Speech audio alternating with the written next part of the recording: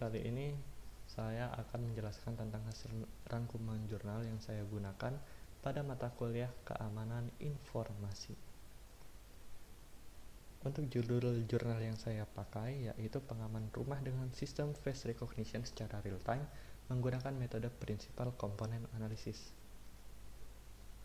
Nah, di pendahuluan kali ini saya mempunyai peta konsep yang mana terdapat dua buah arah panah ke atas yang masing-masing puncaknya terdapat sebuah kata yaitu teknologi dan keamanan. Belakangan ini teknologi berkembang secara pesat. Nah, dengan perkembangan teknologi yang semakin pesat ini, tentunya tingkat keamanan juga semakin tinggi. Nah, adanya teknologi dan tingkat keamanan yang tinggi itu sangat diharapkan dapat diimplementasikan kepada rumah. Karena apa? Rumah merupakan aset semua orang. Karena rumah merupakan aset yang sangat berharga bagi individu, maka tingkat keamanan yang dimiliki rumah haruslah sangat tinggi. Nah, salah satu metode yang kita gunakan untuk meningkatkan keamanan rumah ini pada jurnal kali ini yaitu face recognition. Jadi, pada kehidupan nyata, face recognition ini sudah banyak digunakan. Salah satunya pada smartphone, yaitu fitur face unlock. Nah, banyak orang yang masih belum mengetahui apa itu face recognition secara harfiah. Jadi, face recognition ini merupakan proses pengenalan wajah manusia oleh sistem dengan melakukan pengambilan citra atau gambar ataupun frame video dengan melakukan pembanding data citra pada database yang sudah terdaftar sebelumnya. Maksudnya apa? Jadi sistem melakukan pengambilan citra terhadap diri kita. Data citra yang didapatkan oleh sistem ini akan dibandingkan dengan data citra yang sudah kita daftarkan sebelumnya yang sudah tersimpan di dalam database. Apabila sinkronisasi berhasil, maka sistem akan mendeteksi secara benar bahwa data citra yang kita gunakan benar-benar adalah diri kita sendiri. Nah, bagaimana metodologinya? Jadi metodologinya itu yang pertama kita memiliki pengenalan wajah. Di sini saya memiliki ilustrasi terdapat sebuah laptop dan juga sekumpulan database. Jadi maksud pengenalan wajah di sini, laptop merupakan media yang kita gunakan untuk melakukan pengambilan wajah atau data citra kita. Nah, setelah kita memberikan data citra kita, maka akan disinkronisasi lebih lanjut dengan database. Nah, apabila hal ini cocok, maka deteksi dapat akurat.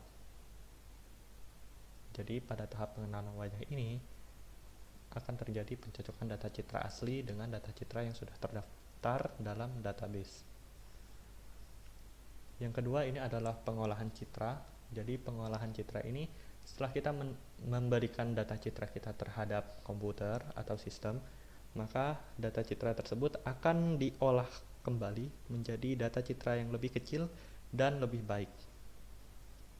Nah, data citra yang ukurannya lebih kecil dan lebih baik ini tentunya akan mempermudah komputer dalam melakukan proses dan analisa terhadap sebuah data citra.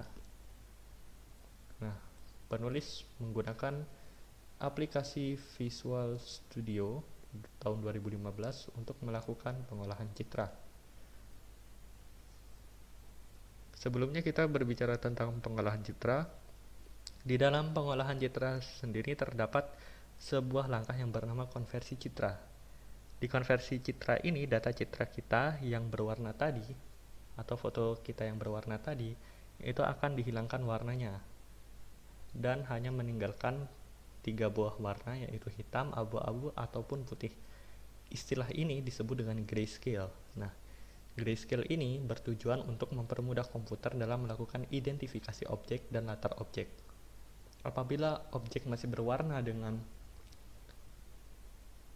Latarnya, tentunya data citra yang kita berikan akan membuat sistem kesulitan dalam melakukan deteksi wajah kita. Apabila kita sudah melakukan grayscale, maka detail wajah itu dapat diidentifikasi secara akurat oleh sistem. Di sini ada PCA atau Principal Component Analysis. Jadi ini merupakan prinsip atau konsep yang ditekankan pada aplikasi pengolah citra. Nah, PCA sendiri merupakan teknik analisa dan perbandingan serta reduksi data variabel citra menjadi lebih kecil. Jadi tadi pada pengolahan citra, data yang kita berikan itu akan diolah menjadi data-data yang lebih kecil. Hal itu untuk mempermudah analisa dan melakukan perbandingan.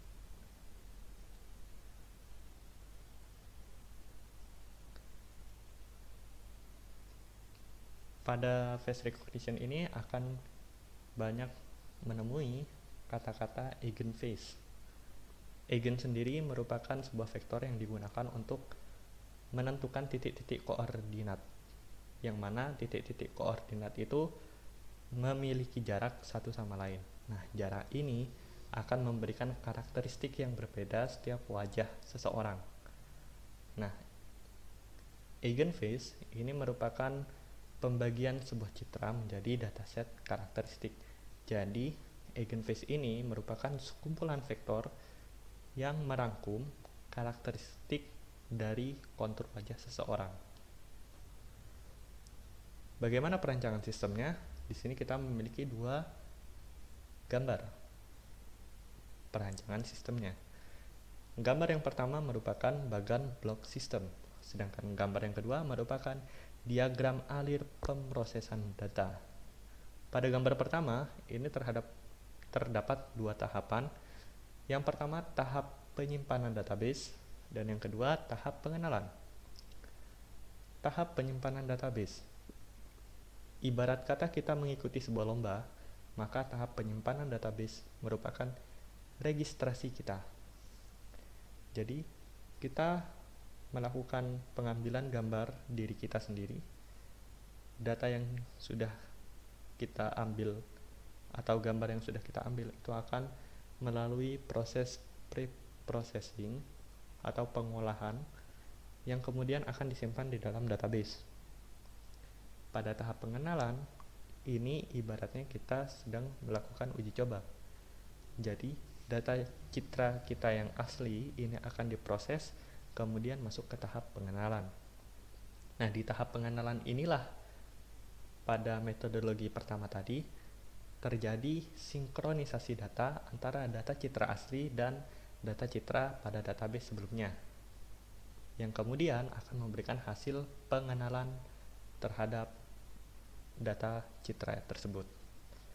Nah, pada gambar 2 ini merupakan diagram alir pemrosesan datanya. Jadi kita mulai dari database citra. Jadi kita mengumpulkan banyak sekali data-data citra yang kemudian akan di grayscaling untuk mempermudah komputer dalam identifikasi dan juga perbandingan. Kemudian akan di auto resize. Jadi komputer ini akan mengukur tingkat pixel, kerapatan pixel maupun ukuran-ukuran yang cocok untuk mendukung keakuratan dan juga identifikasi terhadap data citra tersebut. Kemudian data citra tersebut akan dinormalisasi dan berakhir. Dan berikut adalah hasil dan pembahasan pada jurnal ini.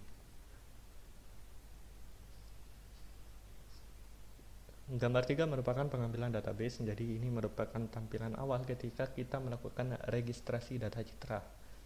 Jadi di sini sudah terkandung 3 langkah dari hasil pre-processing citra, yaitu grayscale, pembineran, dan cropping. Untuk gambar lebih lanjut, ini detailnya. Jadi di sana ada data citra kita yang asli, ada grayscale, dan kemudian akan di binary atau dikodekan. Nah, pada proses binary ini kita dapat melakukan atau mengidentifikasi pola kontur wajah dengan adanya histogram. Nah, hasil citra ini pada database-nya itu diambil dengan threshold sebanyak 6000. Nah, threshold ini merupakan ketajaman sehingga menampakkan pola dari wajah kita. Ini merupakan train database hasil konversi citra untuk pencocokan real time. Jadi data-data tadi yang kita regis dengan banyak percobaan itu akan digunakan untuk mencocokkan data citra kita ketika melakukan uji coba terhadap sistem yang kita buat. Nah, apabila data citra pada database dan data citra asli kita sama atau sinkron, maka sistem dapat mendeteksi wajah kita secara benar. Jadi, nama yang tadinya kita inputkan saat registrasi terhadap sistem itu akan muncul kembali yang menunjukkan bahwa deteksi sudah berjalan dengan baik.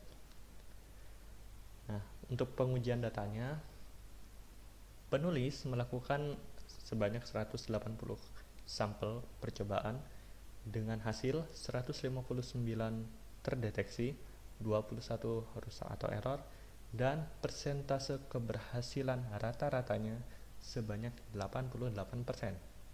Untuk objeknya, penulis menggunakan sebanyak 6 orang, dan itu termasuk penulis sendiri.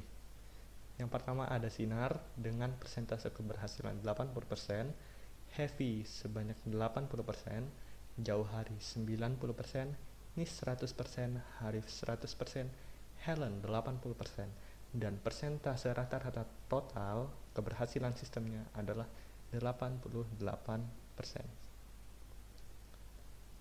Untuk analisanya, ini penulis melakukan hasil analisa terhadap sistem yang ia buat. Ternyata penggunaan PCA itu sangat sesuai harapan karena memiliki tingkat keberhasilan yang sangat tinggi, yaitu 88%, dan ini termasuk kategori sangat baik. Adapun faktor yang mempengaruhi tingkat akurasi hasil pendeteksian, yang pertama adalah cahaya. Cahaya setiap tempat tentunya berbeda, dan ini juga didukung dengan kondisi cuaca pada tempat pengujian. Yang kedua yaitu nilai eigenvalue yang mirip. Contohnya, apabila kita memiliki saudara kembar, tentu nilai eigenvalue itu mirip. Yang ketiga yakni sudut pengambilan gambar objek. Jadi kita ketika melakukan registrasi maupun ketika kita melakukan testing, sudut pengambilan gambar objek pada webcam itu menentukan keberhasilan maupun keakuratan sistem dalam melakukan pendeteksian. Yang terakhir adalah ekspresi wajah. Ekspresi wajah terbaik yang dapat disimpulkan pada percobaan ini yaitu ekspresi wajah yang datar dan diam. Hal ini sangat mempermudah komputer dalam melakukan pendeteksian. Kesimpulannya yang dapat kita tarik, yang pertama, penggunaan metode PCA menghasilkan hasil yang sangat sesuai harapan penulis. Yang kedua, terdapat 180 sampel dengan tingkat keberhasilan total sebanyak 88%. Terdapat faktor yang mempengaruhi keakuratan pendeteksian. Yang pertama yaitu pencahayaan, nilai eigenvalue yang mirip, ekspresi, dan juga sudut pengambilan gambar. Tahap preprocessing dan pengenalan dapat berjalan dengan baik. Hal ini terbukti dengan hasil akhir yang kita terima. Data citra dan data citra yang terdapat pada database itu sinkron sehingga menghasilkan output berupa nama deteksi yang sesuai dengan nama pengguna. Kualitas citra tinggi dengan adanya grayscaling yang diikuti dengan pembinaran citra pada tahap pre-processing. Tentu saja hal ini dapat kita buktikan tadi dengan adanya grayscaling, komputer mampu mendeteksi dan mengidentifikasi wajah kita. Dengan adanya pembineran, kita mampu melihat pola-pola wajah kita. Nah, ini tentu sangat memberikan kualitas citra yang sangat tinggi untuk menghasilkan akurasi yang tepat. Akurasi sangat baik apabila pengambilan gambar menggunakan ekspresi datar dan diam. Tentu saja ini apabila kita melakukan registrasi dengan wajah tersenyum, dengan wajah sedih, tentu akan memberikan nilai eigenface yang berbeda. Untuk referensinya, ini ada sebuah link yang saya gunakan untuk mengambil jurnal ini, yaitu di https journal.index.php/sna/article/view dan /1310. Untuk linknya saya sediakan di link atau di kolom deskripsi. Oke, mungkin itu saja hasil rangkuman jurnal yang saya gunakan pada mata kuliah keamanan informasi. Semoga informasinya bermanfaat, dan apabila teman-teman ingin mengetahui lebih lanjut tentang modul ini, silakan bisa diakses linknya